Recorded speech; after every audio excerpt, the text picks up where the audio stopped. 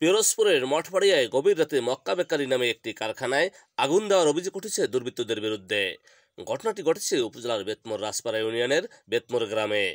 সরজমিনে গিয়ে জানা যায়, বেতমোর বাজার সংলগ্ন মৃত আমির হোসেনের ছেলে ইব্রাহিম হোসেন লিটন দীর্ঘদিন যাবৎ মক্কা বেকারি নামে একটি কারখানা করে ব্যবসা করে আসছে।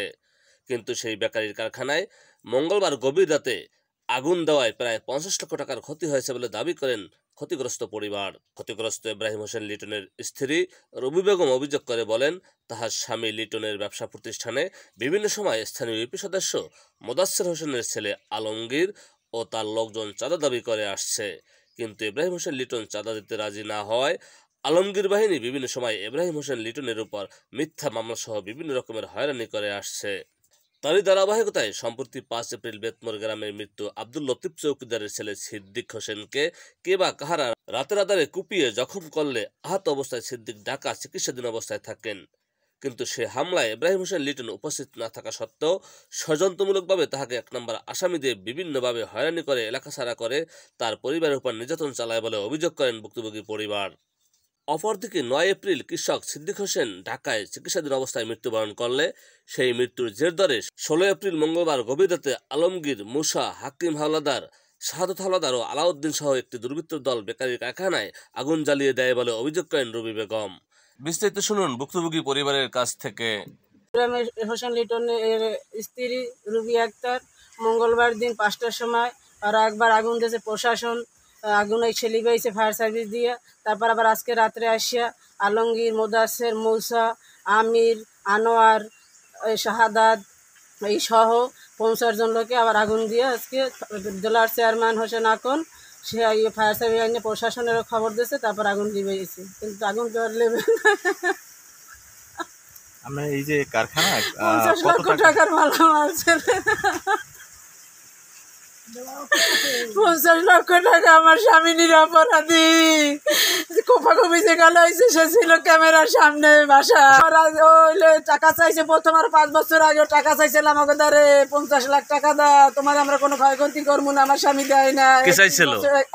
আলমগীর মোদাচ্ছেরের ছেলে এই থেকে আর লাগে দ্বন্দ্ব, অগর লাগে জুয়া খেলা নিয়ে ছেলেদের সাথে বাজাবাজিতে কয় লিটন বাজাইছে আমাকে লাগে। লিটন কইছে কোনো কি এই যে খালি খেলি, আর লিটনের বাসা টাসা আমার হাজব্যান্ডের বাসা তারা ভাঙচুর করছে। ভাঙচুর করার পরে আলমগীর পরে আলমগীরের মনে আলমগীর থাকে, আমাকে মনে আমরা থাকি, কিন্তু কিছু কোপ দিয়ে মানুষের করছে লিটন, কিন্তু করে আলমগীর। এই যে আগুনটা দেওয়া হলো কিসের জেরে আগুনটা দেওয়া হয়েছে আপনি মনে করেন? আগুনটা দেওয়া হয়েছে সিদ্দিককে রাত 9টার দিকে নাকি কারা বলে কোপ দিয়েছে। সিদ্দিক আলমগীরের ভাই, চাচা ভাই হয়। পরে আমার হাজব্যান্ড ইব্রাহিম হোসেন লিটন সে বাসায় ছেলে, রাতের আধারে 9টার দিক দিয়ে কে বা কারা কোপ দিচ্ছে তা তো আমরা জানি না। সিদ্দিক বরিশালে রেফারেন্স করছে, বরিশাল দিয়ে ঢাকা মেডিকেল হাসপাতাল রেফারেন্স করছে। সিদ্দিক সুস্থ হয়েছে। আমি তার ছেলেকে বলছি যে তোমার বাবা কি সুস্থ? আমার বলছে যে আমার বাবা ইশারা দিছে, সারা দিছে আমার কথায়, তাকাইছে আমার বাবা সুস্থ আছে, ইঞ্জেকশন দিয়ে ঘুমুর পরাই রাখে।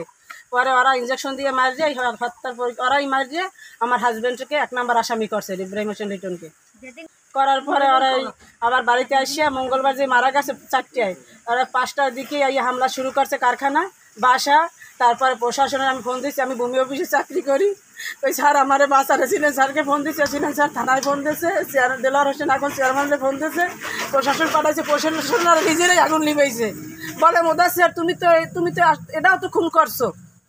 প্রশাসন বলছে, দারোগা বলছে যে দারোগা পুলিশ বলছে যে তুমি তো এটা খুন করছো, এটা লিটন অপরাধী হইলে আর বিচার হইবে।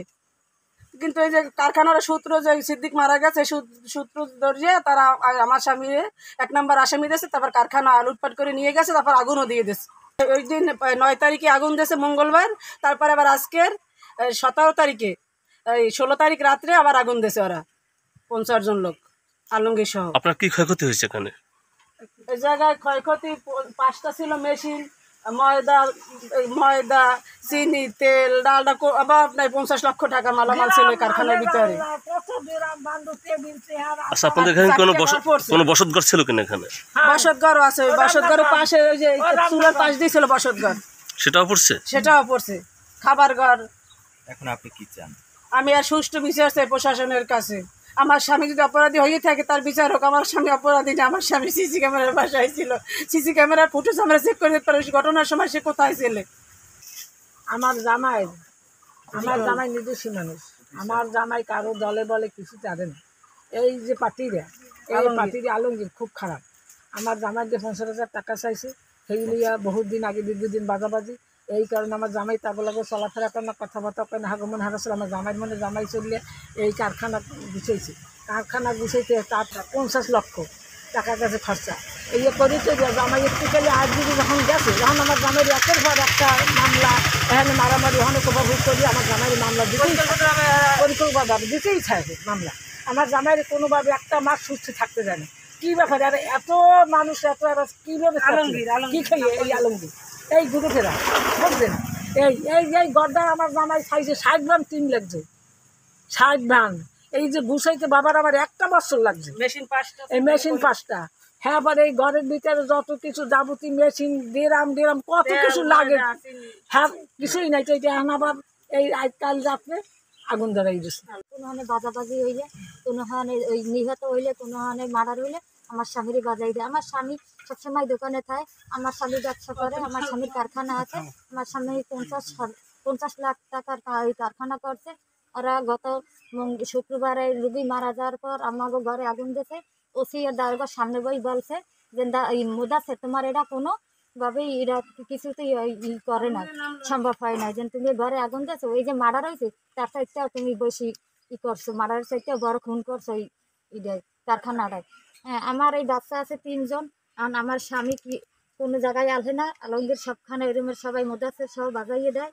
এই আমার স্বামী যদি ইতে থাকে, কোনো ওই মার্ডারে থাকে, তারা সুষ্ঠুভাবে বিচার হোক। আর আমার স্বামীর দোকান আছে, দোকানে এই সন্ধ্যা হইতে প্রায় 9:30 পর্যন্ত আলে, কোথায় আলে পুলিশটাপে আছে আপনারা দেখেন। আর আমার এই বিচার চাই এই কারখানার।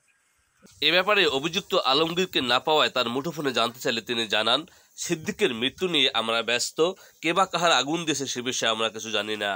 এ ব্যাপারে মঠবাড়িয়া থানার অফিসার ইনচার্জ শফিকুল ইসলামের কাছে জানতে চাইলে তিনি আগুন লাগার ঘটনার সত্যতা নিশ্চিত করে বলেন, গভীর রাতে অজ্ঞাতনামা ব্যক্তির আগুন লাগিয়েছে, তবে লিখিত অভিযোগ পেলে তদন্ত সাপেক্ষে আইনগত ব্যবস্থা গ্রহণ করা হবে।